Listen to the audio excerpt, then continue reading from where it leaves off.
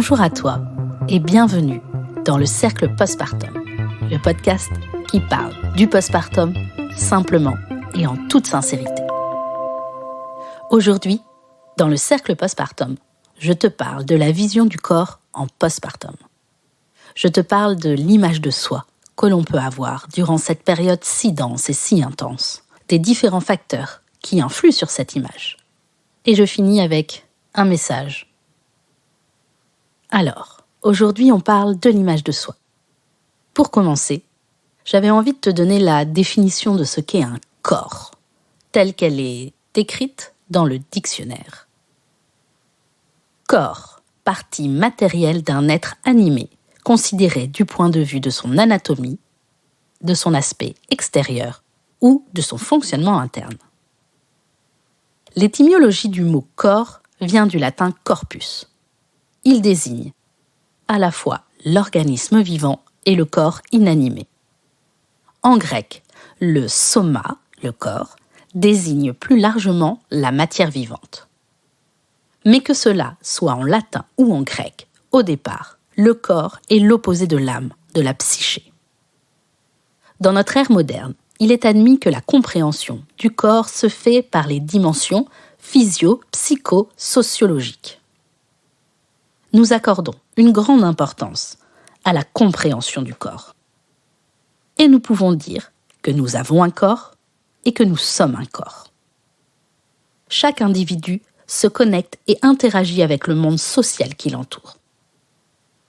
L'image corporelle de chacun peut être une vision déformée de son corps, externe ou interne. Dans nos sociétés de consommation, notre image corporelle se façonne via des normes et des modèles imposés tout autour de nous. Et ce, peu importe le sexe ou l'âge. La période du postpartum n'échappe pas à la règle. Avais-tu vu la pub censée passer pendant la cérémonie des Oscars il y a quelques années aux États-Unis, qui a été censurée? Et pourquoi, me diras-tu? Eh bien parce que l'on y voyait une femme venant d'accoucher, ventre mou, fatiguée, en train de changer ses protections hygiéniques. La vraie vie en somme. Eh bien, cela a été jugé trop cru et pas assez glamour pour une société où la pornographie sert d'éducation sexuelle aux adolescents. Heureusement, on voit apparaître des hashtags comme le hashtag #ThisIsPostpartum et des femmes comme Eve Simonet ou Iliana Weisman pour nous interpeller sur la réalité de la situation en postpartum. Et moi aussi, je veux dire stop. Stop aux stars qui s'affichent à la maternité avec un brushing Farrah Fawcett ou alors à la super sportive qui affiche ses tablettes de chocolat 15 jours après l'accouchement. This is not the real life, ce n'est pas la réalité. Il est plus que temps de le crier haut et fort. Il est temps d'accepter son corps, de jeune accouchée, de maman en postpartum. Et il est temps de l'assumer et de le montrer, et ainsi de faire bouger cette société d'image et de paraître. Et là, tu me demandes, pourquoi tant de militantisme?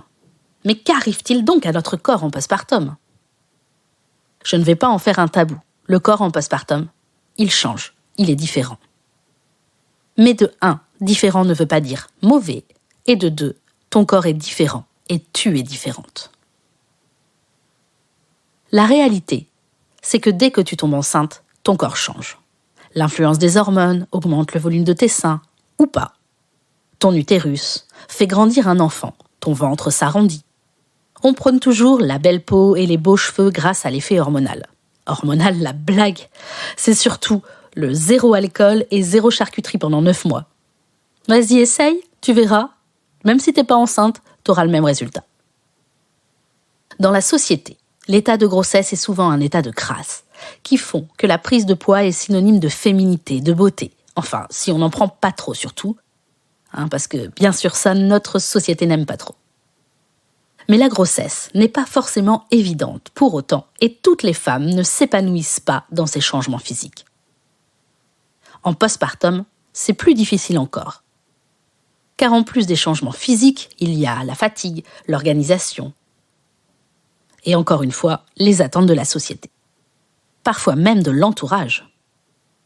Certaines femmes ne savent pas à quoi s'attendre et sont parfois surprises en postpartum de ce que leur corps devient. Alors, voilà une liste non exhaustive des changements corporels après l'accouchement. Pour commencer, aie en tête qu'il faut 9 mois pour fabriquer un être humain. Il faut aussi au moins 9 mois pour s'en remettre. Et oui, pas juste 4 à 6 semaines comme on peut parfois l'entendre ou le faire croire. Et donc, oui, tu vas saigner environ 4 semaines. Réécoute l'épisode sur le retour de couche pour en savoir plus.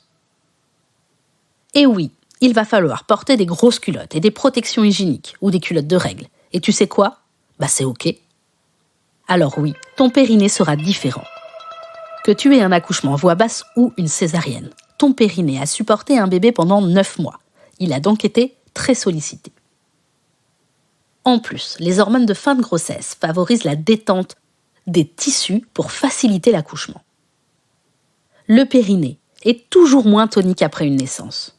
Tu peux avoir des points, des éraillures ou rien du tout. Il sera quand même différent. Il peut être gonflé, chaud, piquant pendant plusieurs jours après l'accouchement.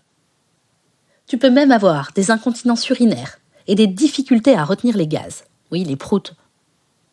Tu peux avoir une béance vaginale et une sensation d'ouverture du vagin et de relâchement. Flash info, ça finit toujours par passer. Et on insistera sur l'importance de la rééducation pour remuscler le périnée. Et tu sais quoi ? Même si ça prend du temps, tu retrouveras tes sensations. Et cela sera peut-être même mieux après. Et oui, tu auras encore du ventre après l'accouchement. Déjà parce que l'utérus met du temps à reprendre sa taille normale. Donc juste après l'accouchement, tu as encore un ventre de femme enceinte de 5 mois.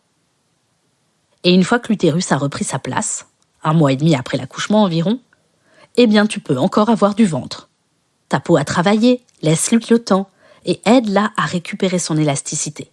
Pense par exemple aux bouillons de poules d'os qui sont remplis de collagène. Mais attention, ce n'est pas miraculeux. Tu peux faire une rééducation abdominale après celle du périnée. Ça aide aussi. Et après, quand tu auras le temps et de l'envie, tu pourras reprendre une activité sportive, sans pression, en douceur. Garde en tête que le ventre plat, ce n'est pas la norme, c'est le fantasme. Et oui, tes seins peuvent être différents aussi. Que tu allaites ou non, ils peuvent avoir perdu de l'élasticité et être plus tombants après une grossesse ou pas. Et oui, ça dépend de chaque femme. Chaque femme est différente. Comme toujours, il n'y a pas de généralité en postpartum. Oui, tu vas perdre tes cheveux. Et cela est parfois impressionnant. Cela peut arriver vite après l'accouchement ou bien plus tard si tu allaites. Mais je te rassure tout de suite, tu ne finiras pas chauve. Et oui, tu peux aussi avoir des vergetures. Donc oui, clairement, quand tu entends tout cela, tu te dis « Oh là là là là, je ne vais plus ressembler à grand-chose ». Si on rajoute à ça les cernes de la fatigue, la diminution drastique du temps pour soi, l'effet des hormones qui peuvent te faire transpirer de manière très abondante, alors là, tu hurles « Stop !» La fatigue, la douleur, le stress, les changements psychologiques et les émotions peuvent augmenter et créer une sensation d'être moins bien dans sa peau. Hélas, l'entourage peut également en rajouter une couche. Certains commentaires peuvent alimenter les problèmes d'estime de soi. Et soyons clairement honnêtes, la société n'est pas bienveillante. Le corps est au centre de notre culture. Les médias de communication s'en servent, oui, ils se servent du corps pour nous conditionner. La télévision, les magazines, les réseaux sociaux nous bombardent d'images de femmes encore sur leur table d'accouchement, brushing et maquillage parfait. Leurs discours pour t'encourager à perdre tes kilos de grossesse au plus vite vont à l'encontre des besoins physiologiques du corps et de la récupération. Bref, 1001 raisons de se sentir mal et de culpabiliser. Quelle pression pour retrouver le corps d'avant ? Et pourquoi ? Pourquoi ne pas simplement accepter le changement ? Pourquoi le corps d'après ne serait-il pas aussi bien que le corps d'avant ? Je voudrais que tu ne retiennes que ce qui suit. Ton corps est miraculeux. Tu as porté la vie.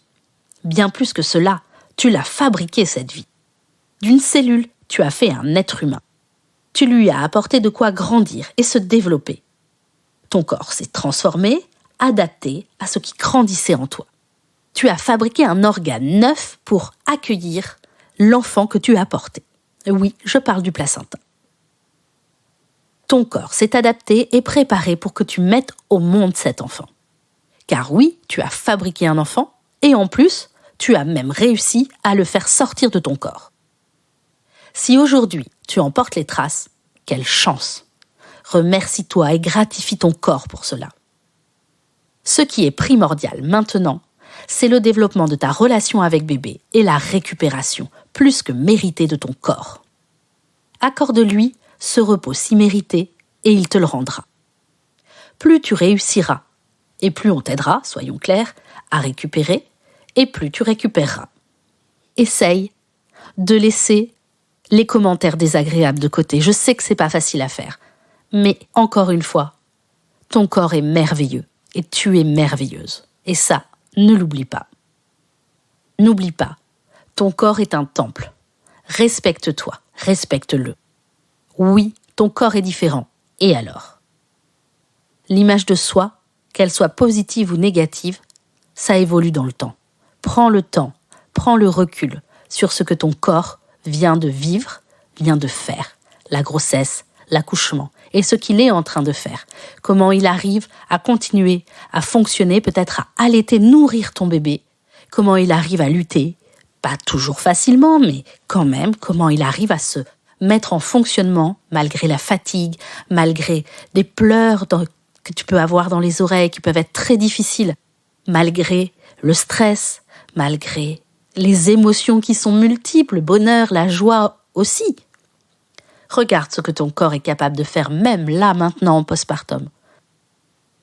Alors oui, il sera peut-être différent, peut-être pas, mais il est toujours ton corps. Alors voilà, je vais m'arrêter ici pour ce plaidoyer. J'espère que la vision que tu as de ton corps en cette période de postpartum est maintenant plus douce. Un regard bienveillant et un esprit de sororité, c'est tout ce que je te souhaite. Et si tu rencontres des difficultés face à ton corps, à l'image qu'il renvoie, si tu ressens un mal-être, comme toujours, je te le conseille, tu consultes. Ta sage-femme, ton gynéco, un psychologue, un médecin généraliste. Ne reste pas seul. Je te remercie pour ton écoute. N'oublie pas que si le contenu de l'épisode t'a plu, tu peux redécouvrir ou découvrir les épisodes de la première saison ou de ce début de deuxième saison. Le cercle postpartum est disponible sur toutes les plateformes d'écoute ainsi que sur YouTube. Pour ne rater aucun épisode, n'hésite pas à t'abonner. Et si tu souhaites soutenir mon travail, pense à laisser 5 étoiles sur ta plateforme d'écoute et un commentaire qui pourrait m'offrir plus de visibilité. Tu peux suivre toute l'actualité du cercle postpartum via les réseaux sociaux Facebook, Instagram et LinkedIn. N'hésite pas à partager autour de toi et faire connaître le cercle postpartum. Je suis Anne-Charlotte Schmitt. J'ai écrit cet épisode et je l'ai réalisé sur une musique de Guillaume Coindé. Je te dis à très bientôt et bon postpartum à toi.